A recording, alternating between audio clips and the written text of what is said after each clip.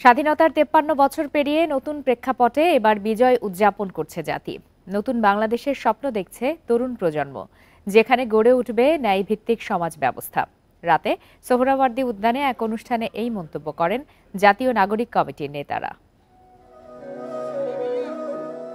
বিজয় দিবসের প্রথম প্রহরে শহীদদের প্রতি শ্রদ্ধা নিবেদনের অংশ হিসেবে সোহরাওয়ার্দী উদ্যানের স্বাধীনতা স্তম্ভে মোমবাতি প্রজ্বালন এবং দোয়ার আয়োজন করে জাতীয় নাগরিক কমিটি।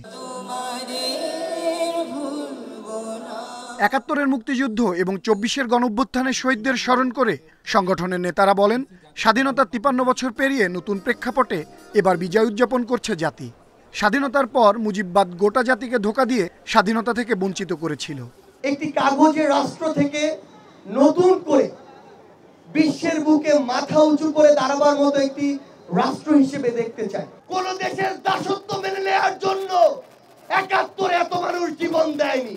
৭১ সালে মুজিববাদ বাংলার মানুষের সাথে ধোঁকা দিয়ে সেই ইন্ডিয়ার গোলামির পায় তারা করে বাংলাদেশের মানুষকে গোলামির জিঞ্জিরে তারা আবদ্ধ করে দিয়েছিল। এদিকে বিজয় দিবস উপলক্ষে লাল সবুজে সেজে উঠেছে রাজধানী। বর্ণিল আলোকসজ্জা, গুরুত্বপূর্ণ বিভিন্ন স্থাপনা জুড়ে, যা বিজয় দিবসকে আরও উৎসবমুখর করে তুলেছে। বিজয় দিবসের আগের রাতে বর্ণিল আলোকসজ্জা দেখতে রাজধানীর টিএসসি, মতিঝিল, সচিবালয় এলাকায় দেখা গেছে দর্শনার্থীর ভিড়।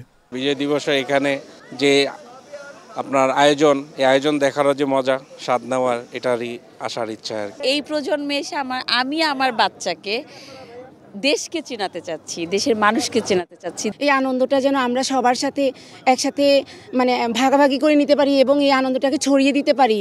বিজয় দিবসের আনন্দকে আরও বাড়িয়ে তুলতে টিএসসিতে আয়োজন করা হয় সঙ্গীতানুষ্ঠানের।